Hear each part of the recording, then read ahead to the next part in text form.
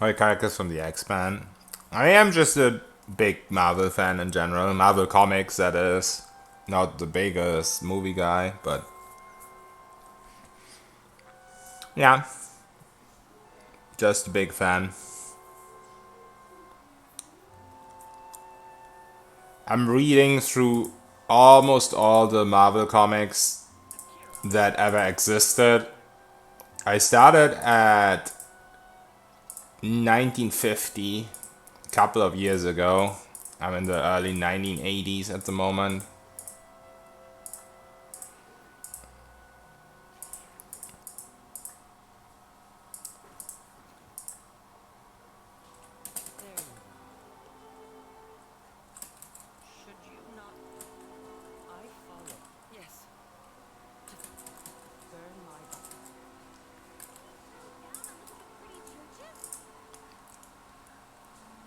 Oh, brilliant was the rope, yeah. Phrases 2 times faster sounds pretty cool, I guess. But yeah, my endgame build is not gonna rely on phrases really. It's really good for early game, don't get me wrong.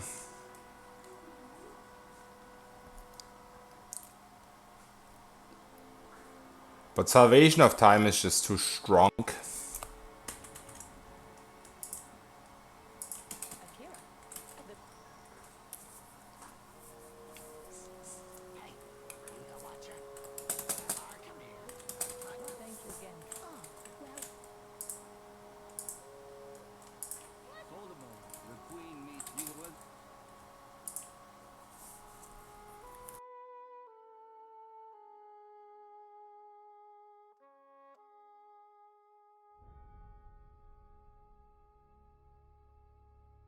I wonder if there's any summons besides the Phantom who can get your items. Because there's some summons that have an Empower, but I don't think any of the Shanta summons can get it. But yeah, I know that like some of the Shanta summons get Empower, but yeah, I don't think there's a way to give them the rope. So... Oh, the Monk, that is true. Can the summons empower the Monk summons?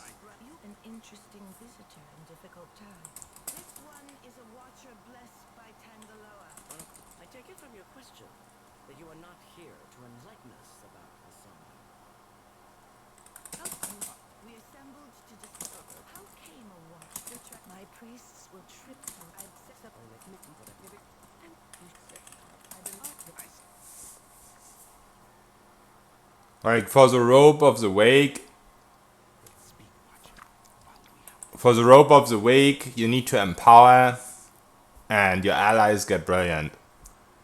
So if the Shanta summons could empower, and they get your items, they get the rope, aka if they empower, and you count as an ally, which I'm not even sure if that's true, then you would get brilliant from them. No summons can. I know there's summons that can empower in the Shanta. I know the dragon, for example, can, but he's not gonna get your items. But I know this guy gets empower. I think the Drake might also get empower. Yeah, dude, I changed my character a couple of days ago, but I don't know if you were here. 2 or 3 days ago. Basically just for better early game. But also getting brilliant with with skeletons. It's like an infinite resource. You don't have to use something like blood sacrifice to get it back. So getting brilliant is a little bit less of a hassle with the chanter. And with the Beckoner, the speed is about the same as Wall of Flame or even a little bit quicker.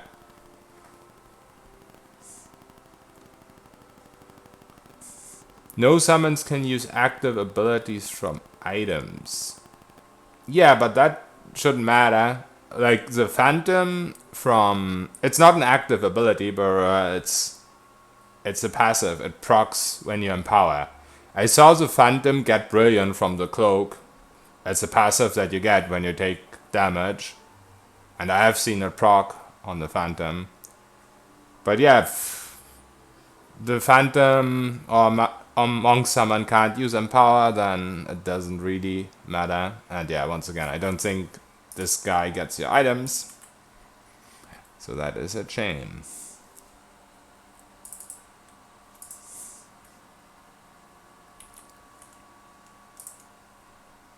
Oh, leveled up again.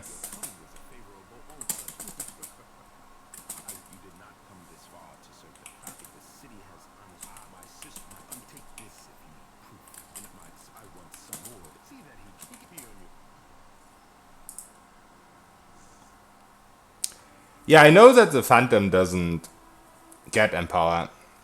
The Phantom was the first thing that came to my mind. Did you know that Living Illusions copies your animal companion? Not really, but I haven't really used Living Illusions ever because it's per rest. So I usually do no rest runs, so I never use it. I mean, I have to incorporate some of it into the run to make it more smooth, for sure, like figurines and stuff, for example. But back when I wasn't doing the ultimate, when I was just playing the game, I just straight up never used them intentionally, just because I didn't want to bother with it, because I could reload and I was doing no rest runs. Living Illusions sometimes summons an essential phantom. Really, that's crazy.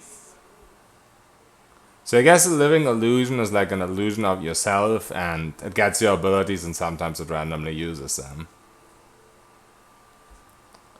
Living illusions with the skeins rope and effort greatsword. Sounds interesting. But yeah, I might be repeating myself, but I've played Deadfire a lot when it came out, but after that I haven't really played it a lot, so I'm not familiar with all the items and not that familiar with the newer DLCs. I'm mostly familiar with Beast of Winter.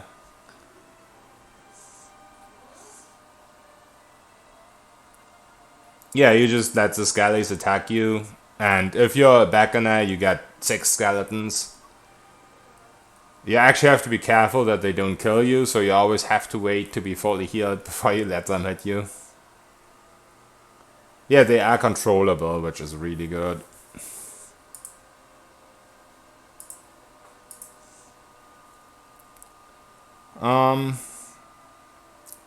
So we're still doing this. Well, we don't really know what to pick.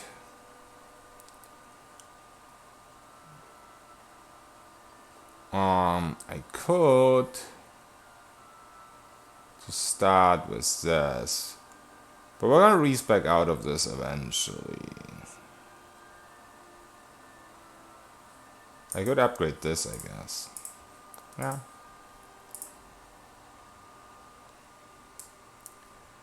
Why not?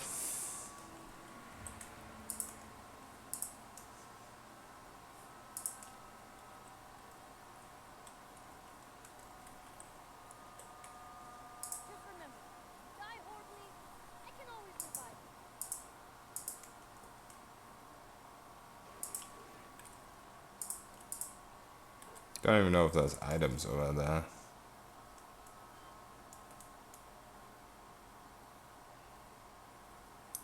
I should really try and memorize stuff like that.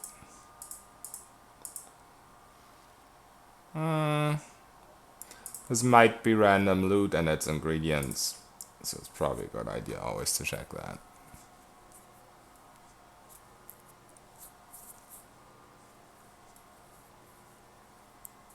I think most containers that have either ingredients, scrolls, potions are actually randomized,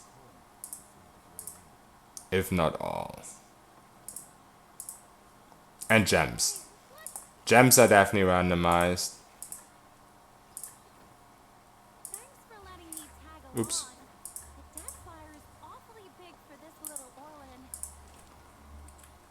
But yeah, all stuff that is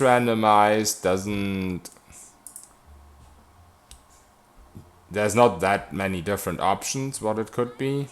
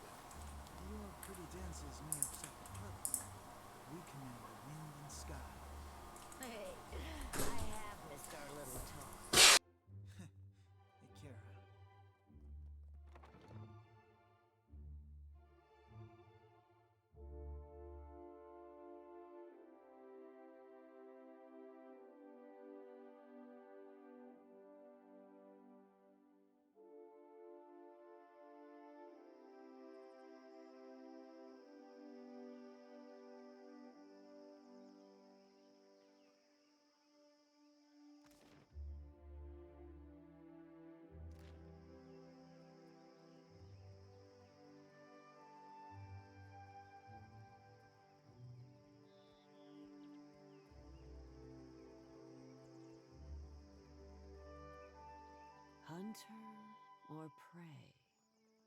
So, it will be you then. As Nungata, it's been you. I warn you that you, Bena would ask away, Hunter.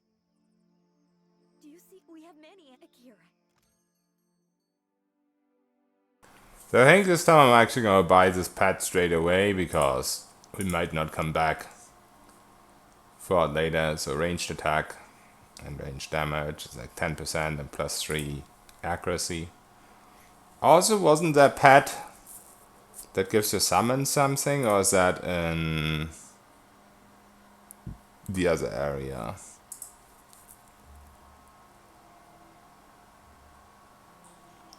Yeah, that's the Animancy cat, so I guess that's at the Animancer's tower. Right.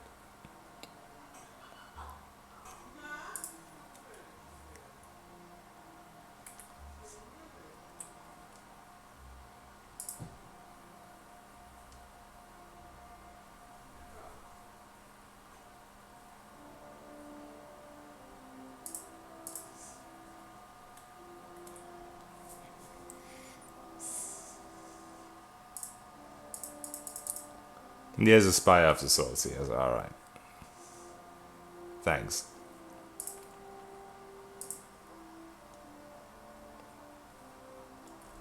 I'm really hyped to try out the animated weapons. Animated weapons with the Beckoner. And then with the Animancy cat. That should be pretty dope. Let's actually go here first.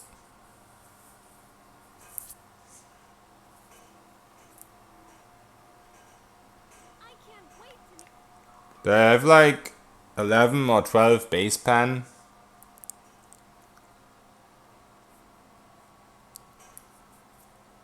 They also get a bit bonus might. Is it +1? I mean, it's good for the weapons, I guess, because they probably don't have that much base might, if any. I have no idea how summon stats work. Oh, it's +2. That's actually pretty good for a pet.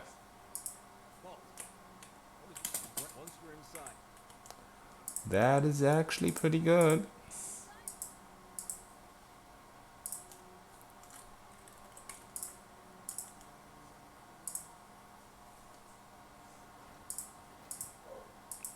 I mean, this damage bonus is multiplicative, I think, this 10%. So this is a pretty good pet. But I think for summons, 2 might is pretty nice. Also gives you 2 metaphysics and 1 arcana. Holy shit, how many stats does that thing have? It has pen for the summoned weapons, it has might, it has metaphysics, it has everything. It does sound like a super pet. How expensive is it though? Let me actually check the price real quick. Because usual pets are like 300 gold. Animancy cat.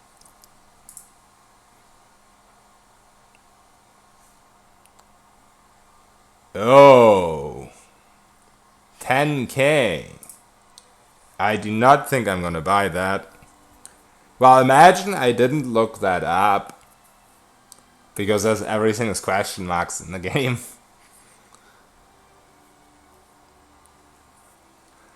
I'm actually not sure if you put your AI on Edwin, if the weapons maybe actually use the active abilities by themselves.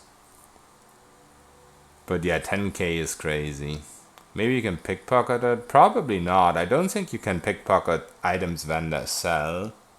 I mean, there might be some exceptions, but usually you don't.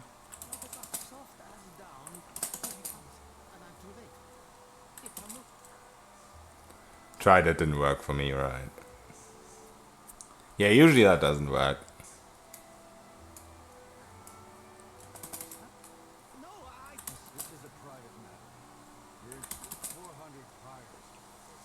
Oh, you only want question mark hopper. I have that exact number on me. Imagine a cat stuffed in one's pocket. Yeah.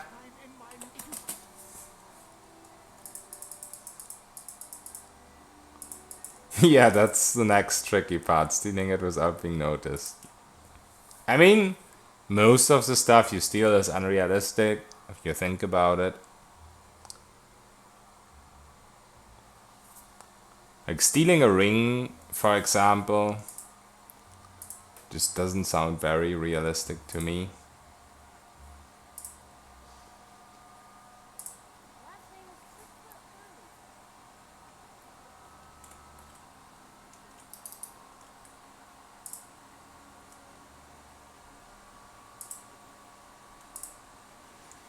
I think I actually have to step a little bit forward for this guy.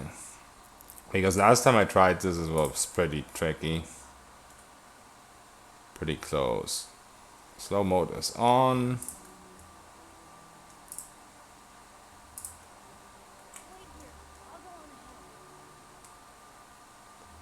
Oh, this is really close, but okay.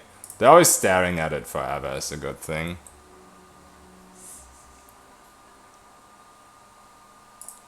Let's not accidentally sell this. Is this medium or small? This is small.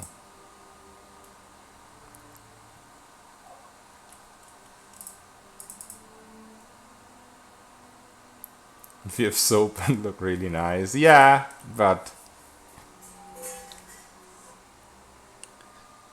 there's not enough animation for that in the actual pickpocketing in Deadfire. You know what I mean?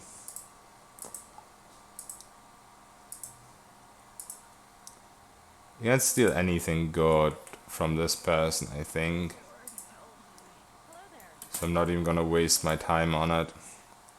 We'll eventually get the charm of bones, I think. But not right now. How many lockpicks do I have? Do I not have lockpicks? Does not look like I do.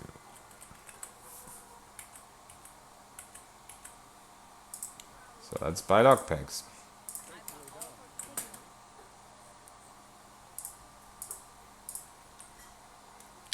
Ring of Greater Region. It would be kind of nice. It wouldn't be bad. But the end game build is gonna also have the crit ring. Like, we're gonna have the marksman ring and the crit ring. It would be nice right now, but I'm not gonna pay money for it because we also need to upgrade our ship and stuff like that.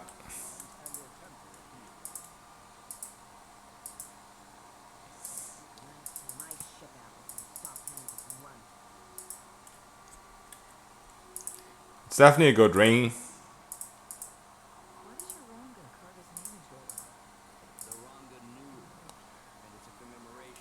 But the run is all about getting as fast as possible, as early as possible, and all the possible ship upgrades cost like 70 or almost 80k.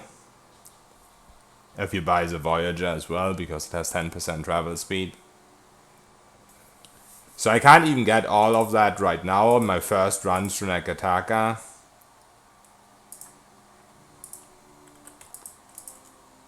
So we'll have to come back for some of those. So I'm definitely not gonna pay money for items I'm not really gonna use longer than until I can fight anyway. And when I can fight anything.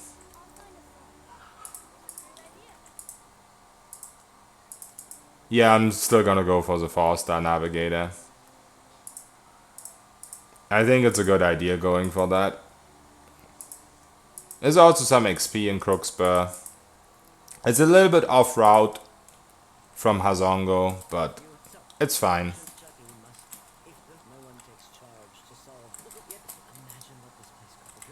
I think going back and forth between Hazongo and Crooksburg is definitely a lot less of a waste of time than traveling around without 30% travel speed extra. Like, you waste probably less than a day, but then whenever you travel, you're so much faster. It should totally be worth.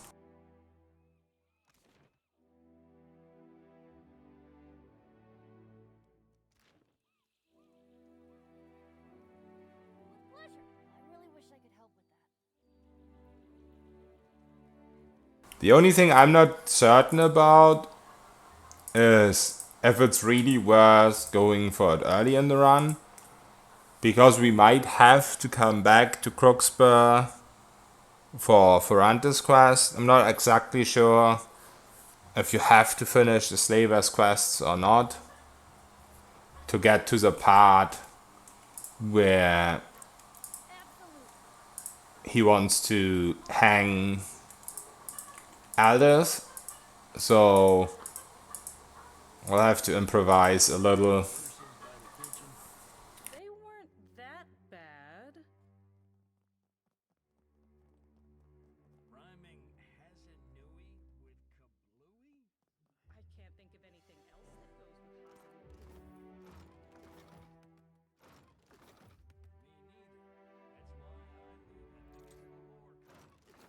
Criticism is easier than creation. Wait here. I'll go on ahead. I didn't even need to take my... I'm sorry, but that's a little beyond me. I'll find a safe path.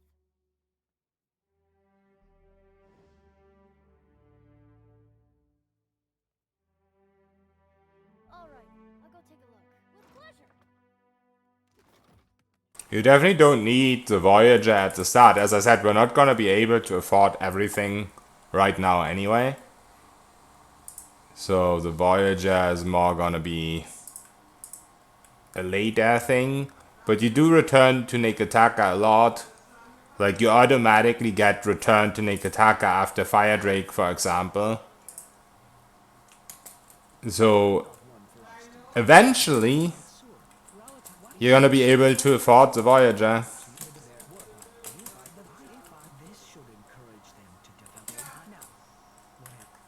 Yeah, it's Vezano. I actually talked to him on my first playthrough, and he has some pretty funny stuff to say.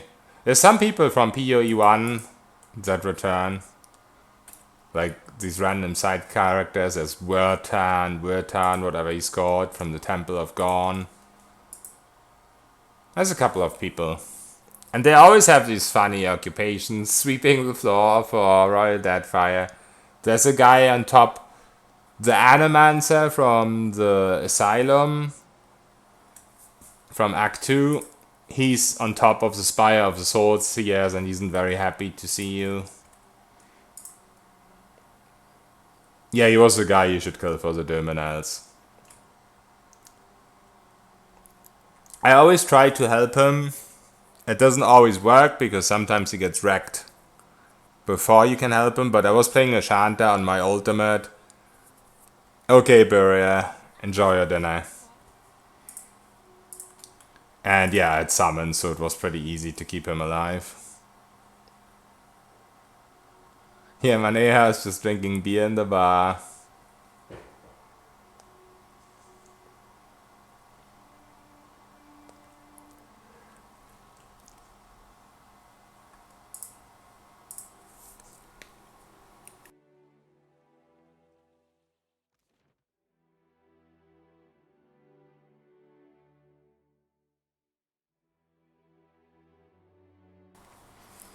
If you help the dragon get a new body, she eventually becomes Ferrantis captain. Really? I've actually never helped the Adra dragon. That is insane. Her name is on one of the chairs in Dunwich. That's crazy. I should just play PU1 again and help her just for sake of that. That is pretty cool.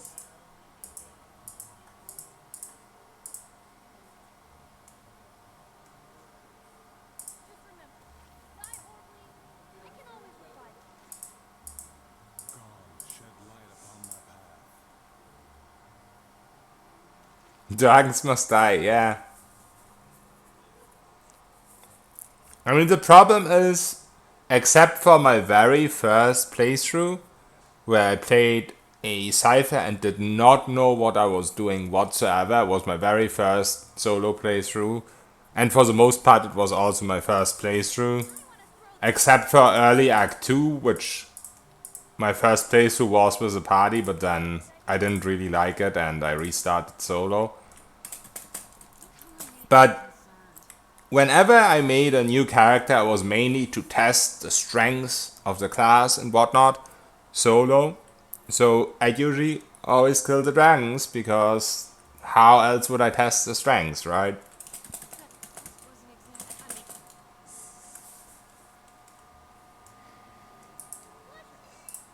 So yeah. Yeah, here's Wertan, he's also from PE1, he's a guy in the temple. In the starting town. You help people. Well, I'm Shody. Say, if you don't, it's going to be. Think I might could join you? That's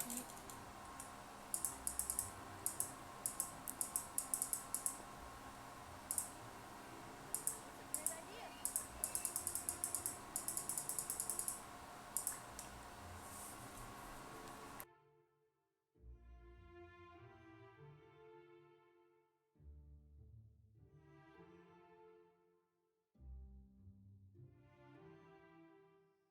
Candles and bombs. Sweet pizza.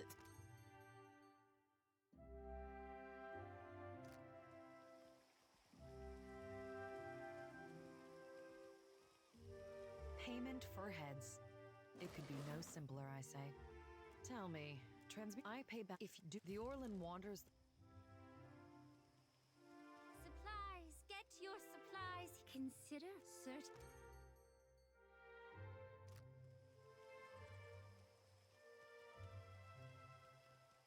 Adore watch. Have a look. So yeah, it's the person's a 10k pad.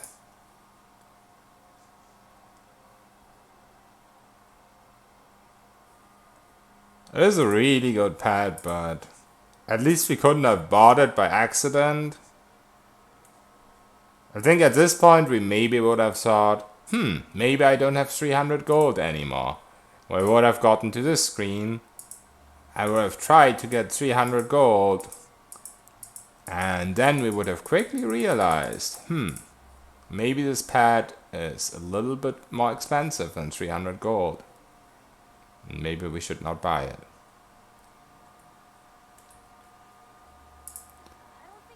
All my profits. Have a look.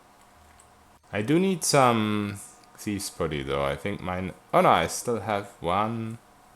Let's buy one, just to be safe. It's always good carrying around 2 Thieves Putty, because that way when you use one you still have another. That's fine.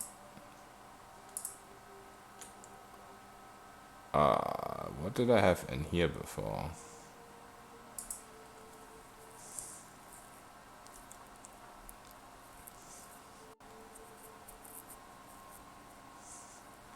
I play Pure Easy Ultimate, but I also want to play Pathology 2. Is that a horror game? Sounds a little bit like a horror game.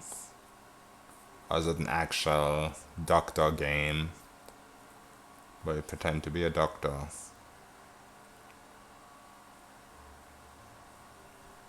I had crackers in there, right. We used up all our crackers.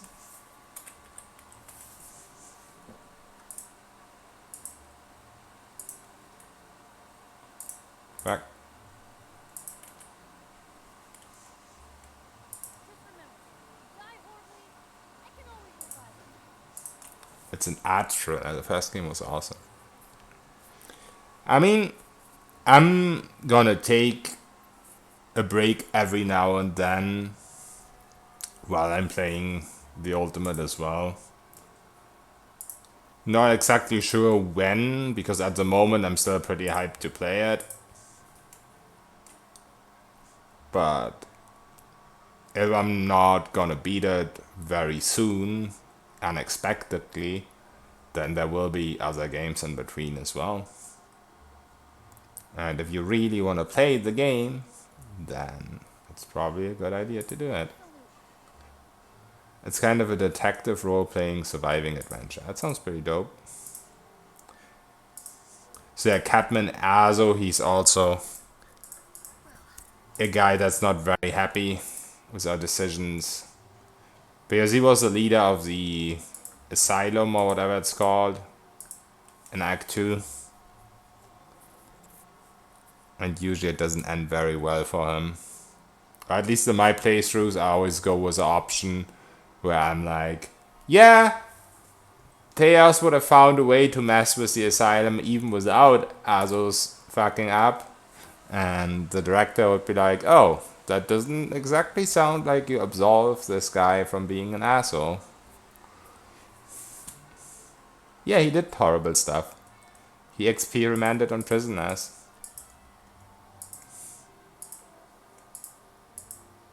So that's why my role-playing, what's the word, vein always wants me to talk shit about him. And so did Irenicus. Yeah, but Irenicus is different. He has the most amazing voice actor compared to a lot of games, if not all. So I always forgive him.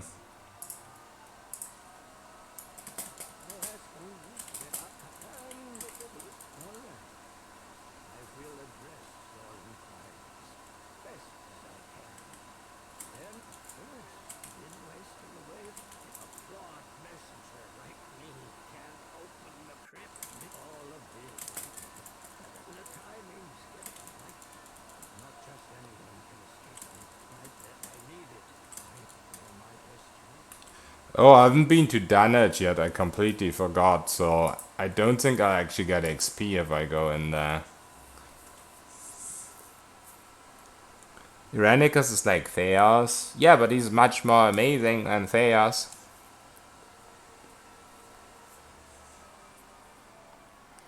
Theos does shit for the greater good, Irenicus does shit for his own god. That is true, but still.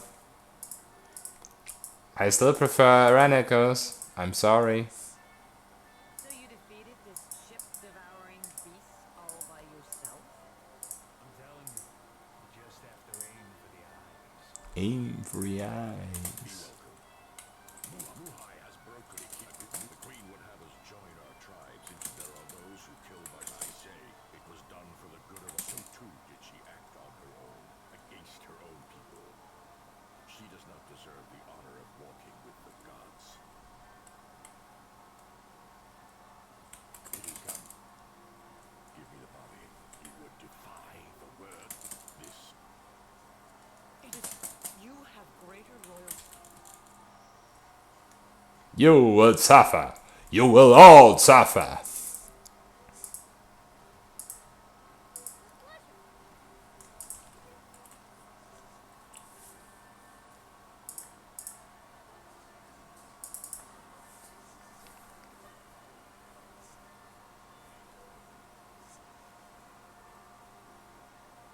The Transcendent One.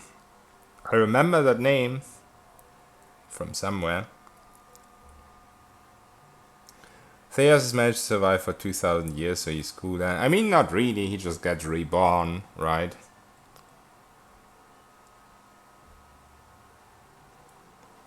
Irenicus wants to become a god. Theos is just following Woodica. Exactly. Oh, from Planescape Torment, really? I haven't actually played that. But I still somehow feel like I've heard it before, but maybe I'm just confused.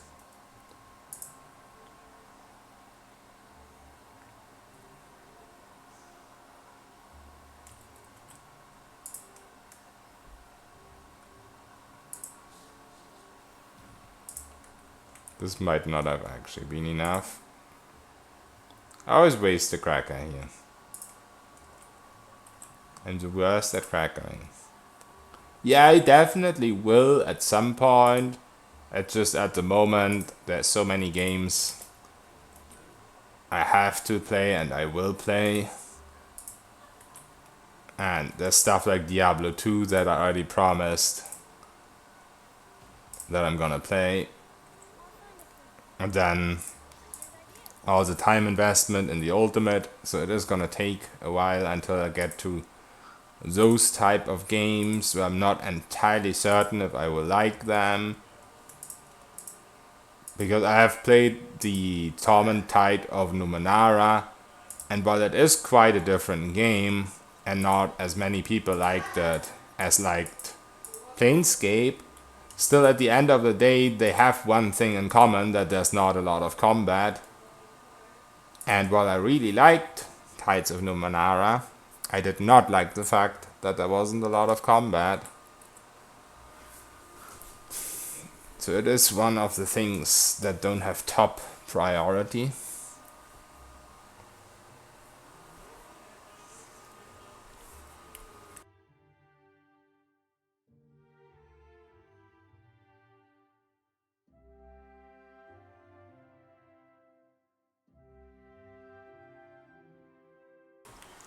Yeah, Renneke's streams are pretty cool.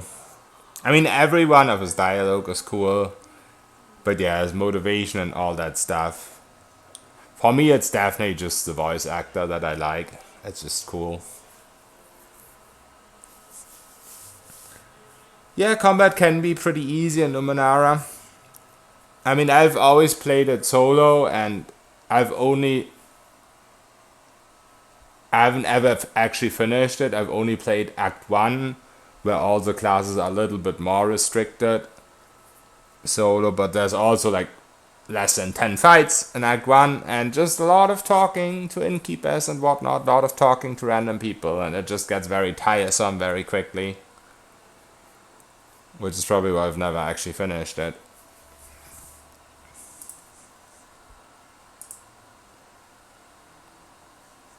You might still get XP for this, but you get XP twice if you have the other quest from Ferrant as well, so I'm gonna wait till I actually have that. I think we're done with everything but the gullet and the stuff back in Queen's Burst. Excuse me. So looks like we go gullet back to Queen's Burst. I guess we turn this in too. And then we're done with Neketaka for now, and we'll go to Hazongo.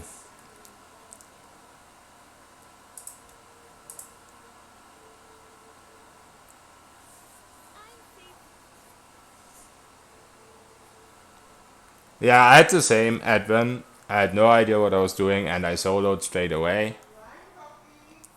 Once again, my character, I was playing a mage-ish class on my first playthrough. I actually started a second character, but also never got further than Act 2. But the second, I played a fighter-ish character. I don't remember what the actual class names are. But the mage-ish character had the slight weakness in Act 1 that you couldn't do your abilities for free yet. I think eventually you get to do everything for free and combat becomes even easier. But in Act 1 you don't have enough levels to actually do that. So that was always like balancing out whether you want to use your whatever it's called, your Tsai, or I don't even know what it was called. Or whether you just want a melee attack. While with a melee character, it was quite different. You could just always melee attack, and it was just super simple, but also pretty boring.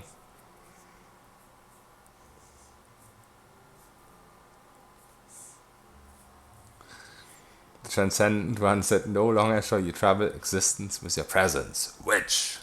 That sounds like something Rennekus would also say. But yeah, that's the thing about these really good villains. They have some really good quotes.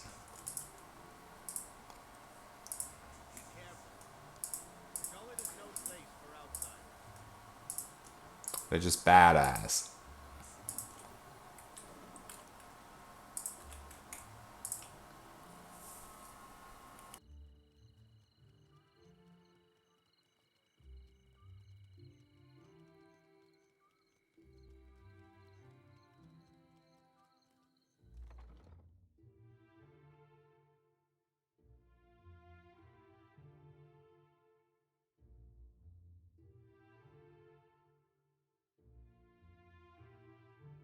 Was taking Bataro not enough for... Bataro is gone.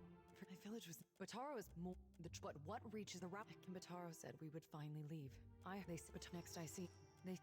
I would offer it to you, but it is probably in the...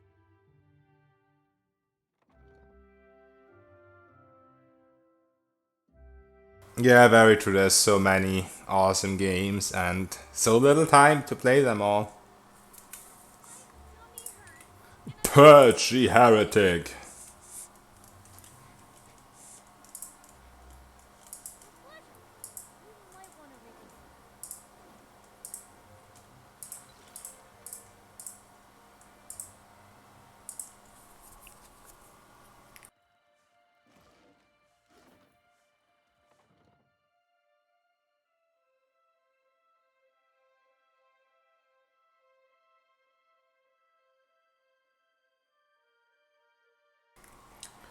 Yeah, I will be revisiting Kingmaker. I actually still have an unfinished playthrough with my kineticist in Act 4. So I'm definitely gonna finish that.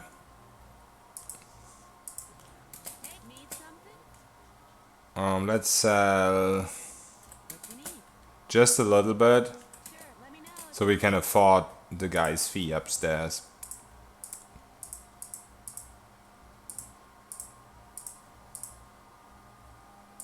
Actually sell some blue stuff as well, just to make sure.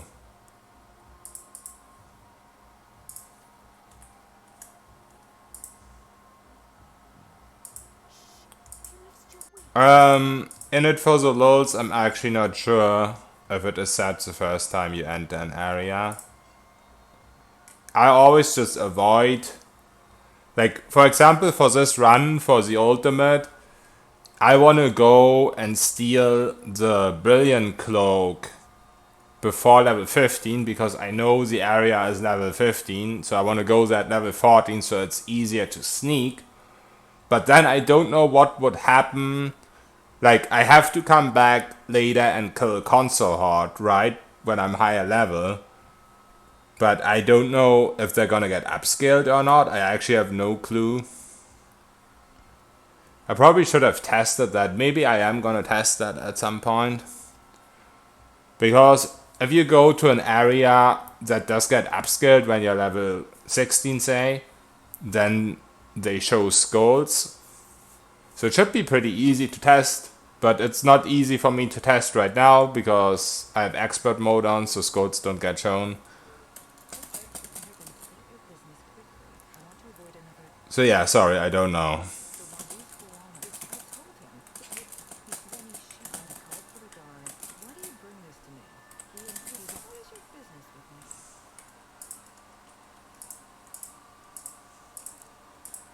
I can imagine that it gets changed, that it's not set, but I can also imagine that it could be set. Like, both things are very possible. As